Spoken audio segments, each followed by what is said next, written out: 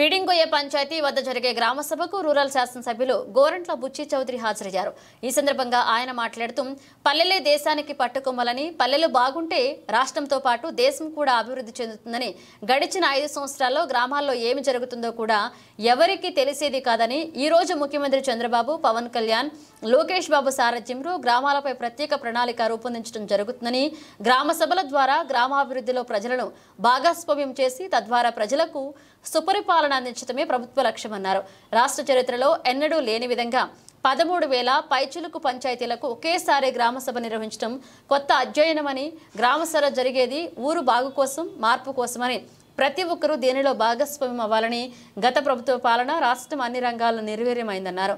దాన్ని సరిచేసే బాధ్యత అధికారులు, నాయకులతో పాటు ప్రజలు కూడా భాగస్వామ్యం అవ్వాలని గోరంట్ల బుచ్చి చౌదరి తెలియజేశారు. ఒక గ్రామ సభల నిర్వహణ జరుగుతోంది. ఒకే రోజున 13,500 గ్రామాల్లో ఇదే సమయంలో ఒక యాక్షన్ ప్లాన్, ప్రజల ఆమోదంతో కార్యాచరణ. ప్రజాస్వామ్యంలో ప్రజల హక్కులు ఉన్నాయి.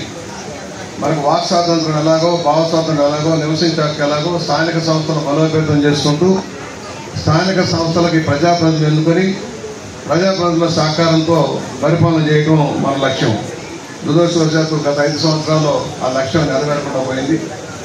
మనకి 14-19లో కొన్ని వర్కులు మనం చేసుకోగలిగాం. MNRGSలో కానీ మ్యాచింగ్లో మనం చేసుకోగలిగాం. ఆ తర్వాత జల మిషన్ కేంద్ర ప్రభుత్వం, ఎందుకంటే గ్రామాలకి సంబంధించి, స్థానిక సంస్థలకు సంబంధించి మన పన్నుల్లో వెళ్ళిన వాటా మళ్ళీ మనకి పథకాల రూపేణా వస్తూ ఉంది. మనం కట్టే పన్నుల్లో నుంచి మన వాటాగా మళ్ళీ మనకు వస్తూ ఉంది. దాంట్లో కేంద్ర ప్రభుత్వ పథకాలు ఉంటాయి, దానికి రాష్ట్ర ప్రభుత్వం మ్యాచింగ్ చేస్తుంది.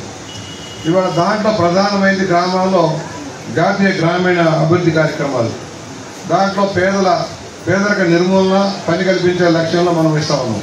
అది ఖచ్చితంగా అమలవుతున్నాయా లేదా, అధికారులు కానీ కొంతమంది నాయకులు కానీ దాన్ని కబ్జా చేశారా, 100 రోజులు పని కల్పిస్తున్నామా లేదా, 300 రూపాయలు పని రోజుకి డబ్బు ఇస్తున్నామా లేదా, లేక వాళ్ళకి మధ్యలో మధ్యకి కానీ మంచినీళ్ళు కానీ ఇస్తున్నామా లేదా, ఏదైనా ప్రమాదం జరిగితే వాళ్ళకి సహాయం అందుతుందా లేదా, ఇవన్నీ ఒక లక్ష్యం. రెండోది కన్స్ట్రక్టివ్గా ఉండాలి. మనం చేసే పని వాళ్ళకేదో ఏదో వచ్చాం, 4 డబ్బులు ఇచ్చాం, పంపించామని కాకుండా, మసరేసామని కాకుండా నిర్మాణ